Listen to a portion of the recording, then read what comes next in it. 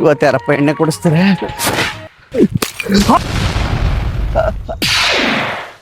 ಅಯ್ಯೋ ನನ್ನ ಮಗನೇ, ನಾನು ಓಲ್ಡ್ ಮಂಕ್ ಲೆಜೆಂಡ್ ಹೊರದಾಕ್ಬಿಟ್ಟ.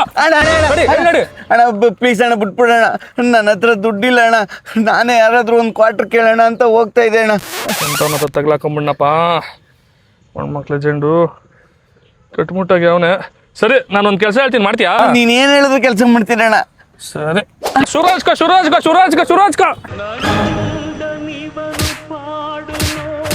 ನಂಜು ಕುಡಿದು ನಗುವ ನೋಡು, ಕೆಳೆಯ ಮಗುವ ಮನಸ ನೋಡು, ಉಕ್ಕಿ ಸುರಿವ ರಕ್ತದಲ್ಲೂ ಉಕ್ಕಿ ಹರಿವ ಒಲುಮೆ ನೋಡು, ಚಿಂದಿ ಚಿಂದಿ ಹರಿದರೂನು ಗಾಂಧಿಯಂತ ಆಯ್ತಪ್ಪ ಅಮೌಂಟು.